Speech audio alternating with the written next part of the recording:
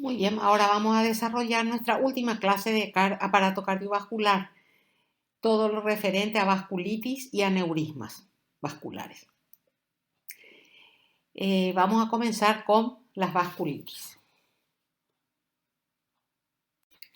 Por definición, una vasculitis es la inflamación de las paredes vasculares. Puede afectar a cualquier tipo de vasos, aunque los más afectados siempre son los capilares, las arteriolas y las vénulas. Las características clínicas de las lesiones dependen del lecho vascular afectado. Y los mecanismos de producción más frecuentes son la invasión vascular directa por patógenos infecciosos, la radiación, traumatismos mecánicos y toxina, y mecanismos de naturaleza inmune. Las vasculitis infecciosas no son muy frecuentes. Más frecuentes son las vasculitis producidas por mecanismos o naturaleza inmune. Las vasculitis infecciosas se producen por la invasión directa de gérmenes infecciosos, que pueden ser bacterias, hongos, y producen un debilitamiento de la pared arterial que puede llevar a la formación de aneurismas o predisponer a trombosis e infarto. Vamos a tomarnos mucho más tiempo para describir las vasculitis no infecciosas. La principal causa de estas vasculitis no infecciosas es la respuesta inmunitaria local y sistémica.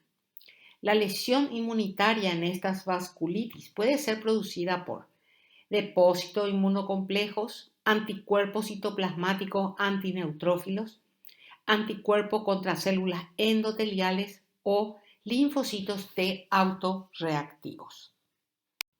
Existen una gran variedad de vasculitis. Nosotros vamos a ver solo algunas de ellas. Acá tenemos una primera clasificación de vasculitis según el tamaño del vaso afectado. Por ejemplo, vasculitis de vasos grandes, de vasos de calibre mediano o de vasos pequeños. Las vasculitis de vasos grandes afectan preferentemente a aorta y sus grandes ramas para las extremidades, la cabeza y el cuello. Y tenemos dos vasculitis que vamos a ver, la arteritis de células gigantes de la temporal y la arteritis de Takayasu. Después tenemos la vasculitis de vaso de mediano calibre, con afectación de las principales arterias viscerales y sus ramas. Acá vamos a describir dos tipos de vasculitis, la panarteritis nudosa y la enfermedad de Kawasaki. Y por último tenemos las vasculitis de vasos pequeños que afectan arteriolas, vénulas, capilares y a veces también las arterias pequeñas. En este grupo tenemos la granulomatosis de Wegener, el síndrome de Church-Strauss y la poliangiitis microscópica. Nuestra clase se va a centrar en estas patologías fundamentalmente.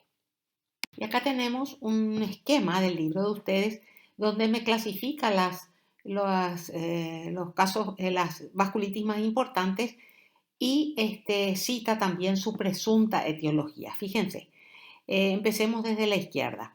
Vasculitis de los vasos de gran calibre. ¿Ven? Enfermedad granulomatosa como la arteritis de células gigantes o la arteritis de Takayasu. Después está la vasculitis de los vasos de mediano calibre, como la panarteritis nudosa mediada por inmunocomplejos. ¿Ven? Acá ya están asociando a presunta etiología. Y también la enfermedad de Kawasaki, asociada a anticuerpos antiendoteliales.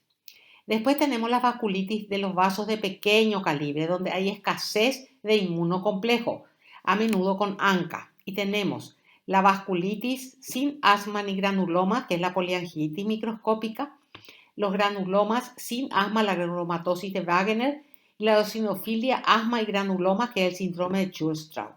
Y también existen vasculitis de pequeño calibre que están mediadas por inmunocomplejos, como la vasculitis del LES, la vasculitis de la púrpura de Schollen-Henno, la crioglobulina, o sea, la vasculitis crioglobulinémica, y otras como, por ejemplo, el síndrome de Goodpasture. Vamos a empezar con las vasculitis de los vasos grandes. Vamos a empezar con la arteritis gigantocelular, que es una arteritis de arterias de mediano y de gran tamaño y que se caracteriza por la inflamación aguda y crónica, a menudo granulomatosa de la pared de la arteria afectada. Esta es la arteritis más frecuente en Europa y en Estados Unidos de las personas de edad avanzada. Esta arteritis afecta aorta, temporales superficiales, vertebrales y oftálmicas, como dijimos, en pacientes de más de 50 años. Y los síntomas oculares aparecen en alrededor del 50% de los pacientes cuya arteria oftálmica está afectada. Se trata de un trastorno inflamatorio crónico de las arterias por reacción inmunitaria mediada por linfocitos T contra algún componente de la pared vascular que favorece la ulterior producción de citocinas como el factor de necrosis tumoral. Se detectan en estos pacientes anticuerpos contra las células endoteliales y las células musculares en 2/3 de los casos. El porqué de la frecuencia en la arteria temporal específicamente hasta ahora no se sabe. La afectación que implica a la aorta puede complicarse con aneurismas y disección de la arteria. Esta arteritis es muy infrecuente antes de los 50 años y los síntomas que los pacientes suelen tener es fiebre, fatiga, pérdida de peso o si no les duele la cabeza y sobre todo dolor a lo largo de la arteria temporal superficial, sobre todo cuando se le palpa. Estos pacientes también pueden tener síntomas oculares porque esta lesión puede afectar la arteria oftálmica y no se olvide que 50% de los pacientes tienen afectación de la arteria oftálmica y se puede presentar con diplopia o pérdida completa de la visión.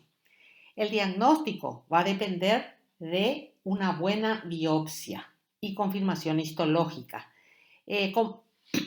Fíjense ustedes, en nuestra macroscopía vemos la lesión de la arteria temporal que presenta engrosamientos nodulares y dolorosos en el trayecto arterial. La lesión es segmentaria. Esto es muy importante a tener en cuenta cuando vamos a hacer una biopsia de esta arteria. Tenemos que hacer una biopsia que tome por lo menos un segmento de 1 centímetro, porque si tomamos una biopsia muy pequeña, corremos el riesgo de caer en la zona donde no se observa lesión. En la microscopía vamos a encontrar engrosamientos nodulares con reducción de la luz arterial. Fíjense en la arteria de abajo. La flechita fina me está mostrando la luz muy reducida. Después, en la mitad interna de la media se observan los granulomas gigantocelulares. Eso en nuestra imagen está señalada con la flecha negra grande. Además, podemos encontrar panarteritis inespecífica con infiltrado inflamatorio mixto. Ese infiltrado inflamatorio estamos viendo nosotros en la imagen inferior marcado por las puntas de flecha. No se olviden que la lesión es segmentaria. Hay zonas sanas en medio de las áreas nodulares de la lesión. Y acá tenemos cortes de vasos sanguíneos donde se observa una marcada reducción de la luz. ¿Y qué nos están mostrando las flechas? La presencia de granulomas gigantocelulares, bien evidentes. Acá les voy a mostrar unas imágenes de menor a mayor aumento con la arteritis gigantocelular. Fíjense ustedes, acá tenemos a medio aumento una luz irregular, un engrosamiento fibroso de la íntima. Eso está señalado con la flecha roja. La flecha de color amarillo me está mostrando granulomas en la media con células gigantes y afuera, sin señalización, vemos en las capas más externas de la pared arterial encontramos infiltrado inflamatorio linfoide. Vamos a ver esto mismo a mayor aumento. Acá tenemos a mayor aumento la luz irregular, la fibrosis de la íntima con engrosamiento de la misma y en la media los granulomas. Ven la célula gigante que se está viendo señalada por la flecha amarilla. Y acá un mayor aumento aún, donde ya no observamos la luz del vaso, pero sí el engrosamiento fibroso de la íntima, y en la media estamos observando la presencia de estas células gigantes multinucleadas. Y acá estas imágenes que nos están mostrando la fragmentación o destrucción focal de la lámina elástica. Del vaso. Fíjense ustedes que cuando este vaso entra en una fase de curación, hay cicatrización de la media, hay engrosamiento de la íntima, hay fibrosis de la adventicia y por supuesto queda la fragmentación evidente del tejido elástico. La arteritis de Takayasu es otra arteritis de vasos medianos y grandes y es una vasculitis granulomatosa que afecta a mujeres de menos de 40 años siempre. Afecta clásicamente el callado aórtico y se acompaña de trastornos oculares más debilidad del pulso en miembros superiores. Tal es así que se le llama enfermedad sin pulso. Se cree que su etiología es probablemente autoinmunitaria. Esta arteritis produce un engrosamiento irregular con arrugamiento de la íntima en la aorta en particular y también en el callado y sus ramas, como estamos viendo ahí en una arteriografía donde vemos las ramas, la arteria brachiocefálica, subclavia y carótida que están estenosadas. Además de estos vasos podemos tener afectación de vasos renales y vasos pulmonares.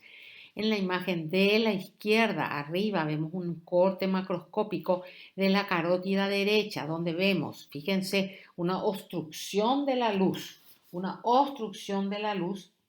y se observa un engrosamiento fibrótico de la íntima y también fibrosis de la adventicia. Acá tenemos a la izquierda el corte de una arteria con arteritis de Takayasu donde se observa la flecha azul, me está mostrando el marcado engrosamiento de la íntima con fibrosis y la irregularidad, por supuesto, de la luz. La microscopía de estos casos nos van a mostrar infiltrado mononuclear perivasa vasorum, infiltrado mononuclear intenso en la media del vaso constituido por linfocitos, plasmocitos y macrófagos. Vamos a observar además granulomas gigantocelulares, necrosis focal de la media y en las lesiones crónicas fibrosis de todas las capas, especialmente la íntima, como estuvimos viendo.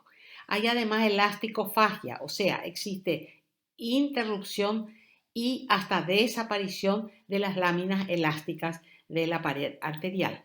Y la fibrosis de la adventicia es un dato no menos relevante. En la imagen de la derecha nosotros estamos viendo la pared de la arteria donde nos muestra la zona de los granulomas con células gigantes con la flecha azul y la zona de infiltrado inflamatorio intenso mononuclear está señalada por la flecha de color amarillo. Ahora vamos a ver vasculitis, pero de vasos de mediano calibre. El primer ejemplo de nuestra vasculitis de vasos de mediano calibre es la panarteritis nudosa, que afecta arterias de mediano y pequeño tamaño. Afecta de manera característica los vasos renales y viscerales, pero respeta la circulación pulmonar. No afecta a capilares, arteriolas ni vénulas y se ve en adultos jóvenes sobre todo. Esta es una vasculitis que no guarda relación con los anticuerpos anticitoplasma de los neutrófilos. Eso sí, el 30% de los pacientes con PAM tienen una hepatitis B crónica y en relación a ello se hallan en los vasos afectados complejos de HBsAg, HBsAg. En muchos casos la causa no es reconocible, entonces tenemos el grupo de PAM idiopática. Los vasos afectados por orden de frecuencia son los vasos del riñón, corazón, hígado y tubo digestivo. Los vasos afectados tienen lesiones segmentarias, o sea que se afecta una parte nada más de la circunferencia y sobre todo en los puntos de ramificación de los vasos sanguíneos. El proceso inflamatorio debilita la pared vascular, pudiendo llevar a la formación de aneurismas o rotura de los mismos. Como hay un déficit de perfusión en las zonas afectadas, entonces se producen úlceras, infarto, atrofia isquémica y hemorragia en dichas zonas. Los órganos más afectados son riñón, hígado, tubo digestivo y la piel. Acá nosotros tenemos una imagen microscópica de esta lesión. Vemos un vaso sanguíneo que está marcado con una flecha amarilla donde se observa una extensa necrosis fibrinoide y en relación a ella una inflamación transmural que va a tener neutrófilos, eosinófilos y mononucleares. Este vaso también puede tener trombosis. Posterior a esta lesión aguda podemos tener un engrosamiento fibroso de la pared.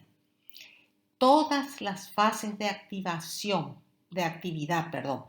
pueden ser vistas en el mismo vaso. ¿Y eso qué me va a indicar? Lesiones en curso y recidivantes. Los signos y síntomas que tienen estos pacientes van a ser muy variados y se van a relacionar con el lecho vascular afectado. La afectación renal es con frecuencia muy importante y constituye una causa destacada de mortalidad. Si no se trata, la PAN es mortal. Acá, por ejemplo, tenemos un corte de tubo digestivo y las flechas me están enseñando un vaso sanguíneo con la lesión característica de la poliarteritis nodosa. Y acá tenemos un vaso con las características clásicas. La flecha azul me está enseñando la necrosis fibrinoide. Además se observa un denso infiltrado inflamatorio en la pared vascular. Ahora veamos la enfermedad de Kawasaki, que es una enfermedad febril aguda, autodelimitada que afecta a lactantes y niños pequeños. Tiene la característica de afectar las arterias coronarias con ectasias y formación de aneurismas. Los aneurismas pueden romperse y producir muerte súbita o pueden trombosarse y llevar a un infarto de miocardio. Es la principal causa de cardiopatía adquirida en niños en el Japón y en los Estados Unidos. Esta es una enfermedad, no obstante, de distribución mundial. ¿Cuál es su patogenia? Se asocia a infecciones virales y no virales en pacientes susceptibles. Hay una reacción inmune caracterizada por la activación de células T y de macrófagos contra un antígeno desconocido con secreción de citocinas. Además, existe una hiperreactividad policlonal de las células B y se forman autoanticuerpos contra las células endoteliales y las células musculares lisas, lo cual conduce a la vasculitis aguda. Acá les traje un esquema para que vayan viendo. Los neutrófilos destruyen a la íntima, a la media y algunas porciones de la adventicia. Fíjense ustedes, cuando yo les voy diciendo, fíjense en nuestro esquema. Se suma el infiltrado de células plasmáticas, de macrófagos y linfocitos TCD8 y monocitos. Y estas células producen citocinas inflamatorias, entre las cuales tenemos el TNF y la interleuquina beta 1, que contribuyen a la proliferación miofibroblástica luminal. Esta proliferación miofibroblástica luminal contribuye a la obstrucción progresiva de la luz del vaso. ¿Cuáles son algunas de las características clínicas que presentan estos niños? tenemos algunas imágenes correspondientes. Hay eritema palmar y plantar, hay conjuntivitis, enrojecimiento de labios y la mucosa orofaringe, la lengua con aspecto de fresa, edema de miembros, exantema de troncos y extremidades y un característico agrandamiento ganglionar cervical. En la macroscopía, los vasos del corazón presentan una dilatación aneurismática, o sea, las coronarias presentan dilataciones aneurismáticas. En la imagen de la izquierda, la flecha azul me está mostrando esa dilatación aneurismática y a la derecha estamos viendo dos dilataciones aneurismáticas de vasos que están señalados por las flechas negras. ¿Qué es lo que va a llevar a la dilatación aneurismática de la coronaria? La necrosis y la inflamación mixta que afectan todo el espesor vascular. Y eso es lo que nosotros estamos viendo en nuestras imágenes. Una amplia necrosis de la pared con un denso infiltrado inflamatorio mixto. Ahora vamos a pasar a la vasculitis de los vasos pequeños. Estas vasculitis tienen mecanismos inmunológicos que pueden iniciarlas.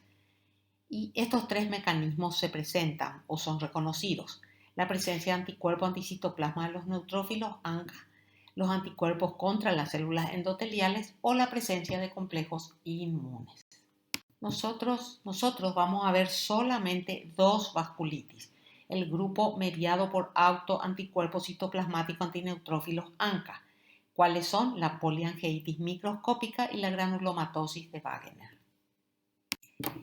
Empecemos con la polivasculitis microscópica. Se le conoce también como vasculitis por hipersensibilidad o leucocitoclástica. Es una vasculitis necrosante sistémica donde no hay depósitos de inmunoglobulina.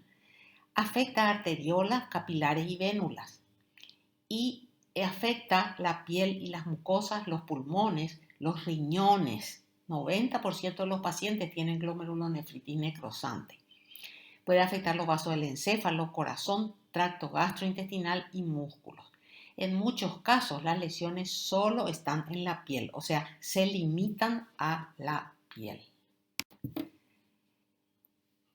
Los datos clínicos en estos pacientes, la hemóptisis, artralgias, dolor abdominal, hematuria, proteinuria, dolor y debilidad muscular y púrpura cutánea. En la imagen de la derecha estamos viendo una púrpura cutánea. Hablando de la etiopatogenia, vamos a ver que en muchos casos la causa desencadenante es una reacción inmunológica a antígenos. Por ejemplo, esos antígenos pueden ser fármacos, estreptococos, proteínas heterólogas, proteínas tumorales. El 70% de estos pacientes tienen P-ANCA. Proceso autoinmunitario de etiología dudosa inicia la formación de autoanticuerpos anticitoplasma de los neutrófilos y hay una degranulación que lleva a la lesión del endotelio vascular. También estas vasculitis pueden asociarse a muchos trastornos inmunitarios como, por ejemplo, la púrpura de Scholen-Henoch, la crioglobulinemia mixta esencial y a vasculitis asociadas a alteraciones del tejido conjuntivo. Es bien sabido que el reclutamiento y la activación de los neutrófilos en los lechos vasculares son los probables responsables de las manifestaciones de la enfermedad. Acá abajo tenemos un dibujito que nos muestra que un neutrófilo que ha sido activado por anticuerpos ANCA elimina sus gránulos, o sea, se produce una desgranulación de la célula y esos gránulos, el contenido de esos gránulos producen la injuria endotelial. La microscopía de estas lesiones nos muestra vasos con necrosis fibrinoide de la media con infiltración de neutrófilos. Las lesiones pueden ser también transmurales, no solo de la media, abarcando todo el espesor en focos. Los neutrófilos se fragmentan, entonces se ven como los núcleos de los neutrófilos como fragmentos basófilos. Eso se llama leucocitoclasia. Estas lesiones se ven más frecuentemente en las vénulas postcapilares. En general, las lesiones tienen escasez o nada de inmunoglobulina y se llaman lesiones pauci-inmunes. A la izquierda nosotros tenemos dos vasos, uno más grande y otro más chico, con una importante necrosis fibrinoide e infiltración neutrofílica. Muchos de los neutrófilos se hallan rotos y fragmentados. Todas las lesiones de la poliangiitis microscópica muestran la misma antigüedad en un paciente determinado. La distribución de las lesiones es más amplia. Estos son dos datos característicos que diferencian esta vasculitis de la poliarteritis nudosa. Y acá podemos observar dos cortes de a mayor y a menor aumento de pulmón de un paciente con una poliangiitis microscópica. ¿Qué observamos? Aparte de las lesiones vasculares, aparte de la capilaritis neutrofílica, con mucha frecuencia se observa hemorragia pulmonar y reacción inflamatoria intersticial neutrofílica. Y nuestra última vasculitis del día de hoy es la granulomatosis de Wegener. Hoy en día se la llama granulomatosis con polivasculitis. Esta es una enfermedad que tiene una tríada compuesta por granulomas necrotizantes agudos del tracto respiratorio superior e inferior, vasculitis necrotizante con afectación de vasos medianos y pequeños, como arterias, arteriolas, capilares y vénulas, y una lesión renal denominada glomerulonefritis necrotizante focal con formación de medias lunas en muchos de los casos. Existen formas limitadas de la enfermedad, y estas formas limitadas cuando se presentan afectan preferentemente al pulmón. Las formas generalizadas pueden afectar ojo, piel y otros órganos como el corazón. Clínicamente se parece a la poliarteritis nudosa excepto por el hecho que tiene afectación pulmonar. Y en la panarteritis nudosa, como recordarán, no se afecta el lecho vascular pulmonar. ¿Qué podemos decir de la patogenia de esta vasculitis? Que existe una hipersensibilidad a algún agente infeccioso ambiental mediado por linfocitos T. Y esa patogenia se ve avalada por la presencia de granulomas en las lesiones anatomopatológicas. Se han observado complejos inmunes en los glomérulos y paredes vasculares de algunos pacientes. Pero además, el 95% de los pacientes con enfermedad generalizada tienen C-ANCA. ¿Cuál es la clínica de estos pacientes? Se ven más en hombres entre 40 y 50 años. Se asocian a neumonitis persistente, sinusitis y ulceraciones de la nasofaringe, indicios de enfermedad renal, exantemas cutáneos, dolores articulares, neuritis y también fiebre.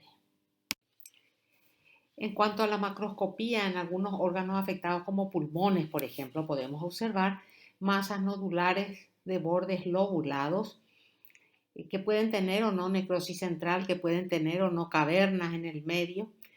Estos nódulos suelen ser de color beige amarillento, como estamos viendo en las imágenes de la izquierda. Además podemos encontrar hemorragia pulmonar difusa o parcheada y en los casos de más larga evolución, fibrosis pulmonar. En las vías respiratorias altas podemos ver sinusitis, úlceras en la nariz, en el paladar o en la faringe. Podemos observar también úlcera en los labios, lengua, encías y en la piel lesiones de púrpura, como estamos viendo en los ejemplos. La microscopía se caracteriza por la presencia de una vasculitis granulomatosa con necrosis de la pared e infiltrado inflamatorio mixto. Acá estamos viendo dos imágenes de vasos con reacción inflamatoria granulomatosa en pleno espesor de la pared. Además, el parénquima adyacente a estas lesiones vasculares suele presentarse con necrosis. La inflamación y las lesiones nodulares de la enfermedad de Wegener pueden envolver y destruir cualquier estructura del pulmón: bronquios, cartílago, alvéolo, tejido conjuntivo, etcétera, etcétera. Las arterias y venas de todos los tamaños por debajo de los 5 milímetros y los capilares pueden estar afectados. En una misma lesión, más de un tipo vascular puede estar afectado, y eso ocurre con bastante frecuencia. Las lesiones evolucionan a la cicatrización con obstrucción vascular. Abajo podemos ver en una misma lesión pulmonar una afectación a la izquierda de una arteria y a la derecha la afectación de una vena. Aparte de la lesión vascular, en el parénquima pulmonar podemos encontrar necrosis parenquimatosa, microabscesos neutrofílicos, inflamación granulomatosa con infiltrado inflamatorio mixto, hemorragia, y en lesiones más avanzadas podemos encontrar extensas áreas de fibrosis. La vasculitis necrotizante granulomatosa afecta los vasos renales. Acá tenemos una lesión de la arteria renal. Fíjense ustedes la necrosis eosinofílica y el denso infiltrado inflamatorio en la pared. Los glomérulos suelen estar afectados en la granulomatosis de Wegener y se caracteriza por una proliferación extracapilar, fibrocelular, formando las clásicas medialunas. Y estas medialunas van comprimiendo y colapsando y haciendo desaparecer a las asas capilares, lo cual al final lleva a cicatrización. La flecha amarilla me está mostrando la proliferación extracapilar y la flecha roja me está mostrando el resto de las asas capilares colapsadas. Hemos completado los conceptos más importantes de vasculitis y ahora nos vamos a centrar en otro tema muy interesante, que son los aneurismas vasculares. ¿Qué es un aneurisma? Es una dilatación localizada anómala de un vaso sanguíneo o del corazón, que puede ser o congénita o adquirida. Estos aneurismas pueden ser verdaderos, que tienen pared propia, como los aneurismas ateroscleróticos, sifilíticos, congénitos y ventriculares. Después tenemos los falsos, sin pared propia, que se debe a un defecto de la pared de un vaso causante de un hematoma extravascular que se comunica libremente con el espacio intravascular. Y después tenemos la disección arterial, que es el caso en el cual la sangre penetra en un defecto de la pared y forma un túnel entre las capas, separando a ellas. En la imagen de abajo nosotros tenemos de izquierda a derecha un vaso normal, B y C. Vemos un aneurisma verdadero, saxiforme, uno fusiforme. Después un aneurisma falso, donde hay un defecto de la pared del vaso, y con un hematoma extravascular que se comunica con el espacio extravascular. Y su pared no es la pared del vaso, sino el tejido conjuntivo extravascular. Y con la letra E se muestra una disección donde hay sangre separando las capas de la arteria. En cuanto a la patogenia, sabemos que la estructura o función del tejido conjuntivo se encuentra alterada. Vamos a ver en qué casos. Primero, una calidad intrínseca del tejido conjuntivo que es deficiente. ¿En qué caso se ve eso? En el síndrome de Marfan, donde hay síntesis defectuosa de la proteína de anclaje fibrilina, con actividad aberrante del factor de crecimiento transformante beta, y hay un debilitamiento del tejido elástico de la media aórtica. Después puede haber un desequilibrio entre la degradación y la síntesis de colágeno. ¿En qué casos? Cuando hay un aumento de expresión de metaloproteinasas de matriz por los macrófagos en la aterosclerosis y las vasculitis. Puede haber también producción local de citocinas como la interleuquina 4 y la 10 que estimulan la producción de metaloproteinasas, o también puede haber una disminución de la expresión de inhibidores de esas metaloproteinasas. Seguimos con la patogenia. ¿Qué más podemos tener? Podemos tener un debilitamiento de la pared muscular por la pérdida de células musculares lisas o por la reducción de síntesis de matriz extracelular no colágena ni elástica. ¿Y eso se puede asociar a qué? A la isquemia de la parte interna de la media por engrosamiento aterosclerótico de la íntima.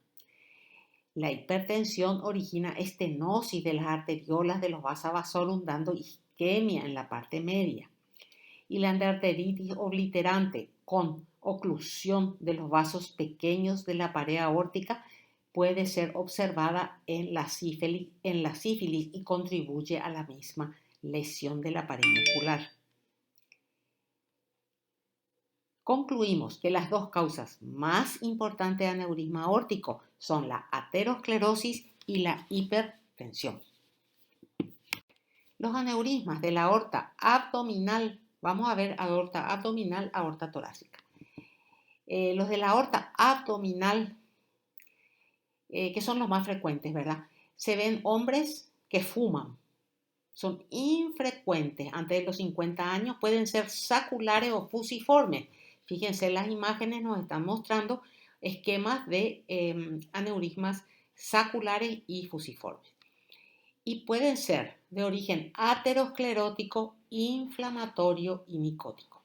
Su complicación más importante es la ruptura de los mismos. Acá tenemos dos imágenes de aneurismas abdominales por debajo de la emergencia de las renales. El de la izquierda está abierto y me está mostrando la flecha azul, la presencia de los componentes del trombo dentro del saco aneurismático. A la derecha vemos un aneurisma fusiforme también de la aorta y visto desde su superficie externa. Acá tenemos otra imagen donde me muestra la arteria aorta abierta y la flecha amarilla mostrándome el saco aneurismático con un trombo en su interior. Fíjense la marcada aterosclerosis en la arteria aorta. ¿Cuál es la complicación más temida? La ruptura. Acá vemos un aneurisma sacular de la arteria aorta con ruptura del mismo y evacuación de su contenido.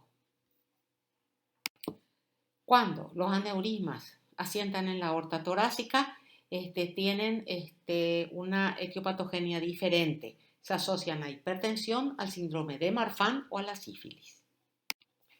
En primer lugar, tenemos la sífilis. Ahí tenemos una aorta abierta y ¿qué es lo que observamos en la pared aórtica en la sífilis? Observamos una endarteritis obliterante y periarteritis de los vasa vasorum. Entonces hay una necrosis focal medial de la pared aórtica por falta de irrigación. Hay fibrosis con desorganización de las fibras elásticas y un debilitamiento de la pared aórtica con una predisposición a aneurismas fusiformes a ese nivel. Y en la macroscopía, desde el lado de la superficie interna, se observa a la arteria con un aspecto de corteza de árbol, que es lo que estamos viendo en la imagen de la izquierda. También en la aorta torácica tenemos la disección aórtica, que se produce cuando hay sangre que están separando los planos laminares de la media, formando un conducto lleno de sangre en la pared aórtica. Su etiología es la hipertensión, el síndrome de Marfan, el cateterismo coronario y el embarazo. Hay dos grupos de pacientes: hombres de 40 y 60 años hipertensos y adultos jóvenes con síndrome de Marfan. Acá tenemos a la izquierda un corazón abierto y se observa el comienzo de la disección marcada con una flecha de color amarillo. Acá tenemos los distintos tipos de disecciones de la arteria aorta. Tenemos la de tipo A y la de tipo B. Las lesiones proximales más comunes y peligrosas, llamadas disecciones de tipo A, que afectan a las aortas ascendente y descendente o solo a la ascendente, denominadas como tipo 1 y 2 de la clasificación de De Baker, y las lesiones distales, clasificadas como tipo B, y que aparecen después de la emergencia de la arteria subclavia. Son disecciones de tipo B o de tipo 3 de De Baker. La disección aórtica se asocia al síndrome de Marfan, que se presenta como una degeneración quística de la media. Acá nosotros tenemos en la imagen de arriba un corte transversal de la media aórtica de un paciente que tiene síndrome de Marfan, que muestra fragmentos de elastina y áreas desprovistas de ellas similares a espacios quísticos que en realidad están llenos de proteoglucano. Estos espacios están marcados con los asteriscos. En cambio, la imagen de abajo nos muestra una media normal de una arteria normal para comparar el patrón de capas regulares de tejido elástico en los vasos normales. La hipertensión es el principal factor de riesgo para la producción de la disección aórtica. En los pacientes hipertensos, en la pared, en la media de los vasos, hay una hipertrofia de la capa media de los vasa vasorum, lo cual lleva a una disminución del flujo sanguíneo de la media aórtica con lesión isquémica de la misma. Ahora, esta lesión isquémica no es una condición previa para que se produzca la disección ni tampoco es un factor predictivo fiable. Con independencia de la etiología, en la mayoría de los casos no se conoce cuál es el desencadenante del desgarro de la íntima y de la hemorragia aórtica intramural inicial. De todos modos, se presupone que la hemorragia dentro de la media a partir de los vasa vasorum puede producir un estrés endotelial y eso llevar a la laceración de la capa íntima de la arteria aorta. Acá tenemos varias imágenes macroscópicas que nos muestran, por ejemplo, en la imagen de la izquierda, las imágenes de la izquierda, tanto la de la superior como la inferior, nos muestran las laceraciones, las flechas nos están mostrando las laceraciones de la íntima. Y generalmente se suelen encontrar estas laceraciones 1 a 2 centímetros por encima de la válvula aórtica. En cambio, a la derecha ya estamos viendo la aorta con separación de sus capas. Fíjense, las flechas me están mostrando la disección aórtica y la sangre en medio de la disección. Y acá estamos viendo una arteria aorta en ambas imágenes.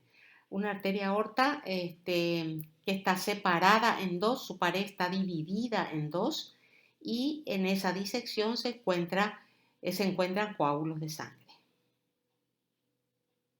Acá tenemos una imagen microscópica que nos está mostrando la media de la aorta señaladas con la letra M.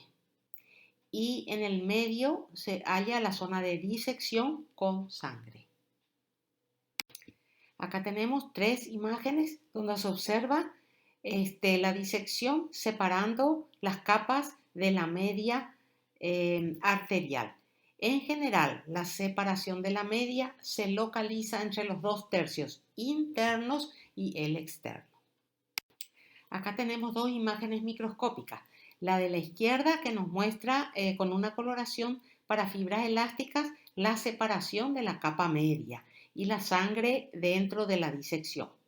Y a la derecha una coloración de fucsina aldehído me está mostrando lagos de material metacromático característico del proceso degenerativo conocido como necrosis quística de la media en el síndrome de Marfan, que es una de las etiologías de la disección aórtica.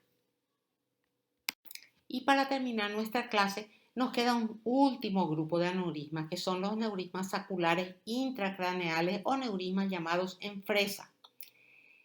Estos aneurismas son la causa más frecuente de la hemorragia subaracnoidea y se ven con mayor frecuencia en el polígono de Willis. ¿Cuál es su patogenia?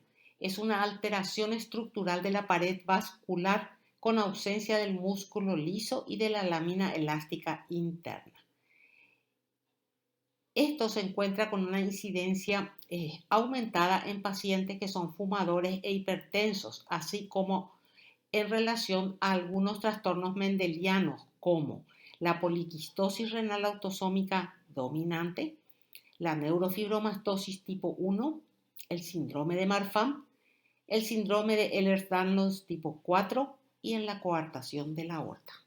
A la izquierda tenemos el polígono de Willis con la frecuencia de estos aneurismas en fresa. Estos aneurismas suelen medir de pocos milímetros a 3 centímetros de diámetro. Su superficie externa es brillante roja, su pared es translúcida, fina. ¿Y qué observamos en los cortes? Una íntima, gruesa y alinizada y una adventicia. Y observamos la ausencia de músculo liso y elástica interna. En la imagen de abajo se ven los aneurismas en la macroscopía y en la microscopía. Acá tenemos otro aneurisma para que puedan apreciar sus características externas. El mismo está señalado con la flecha amarilla. Y con esto terminamos nuestra última clase de patología del sistema cardiovascular. Muchas gracias.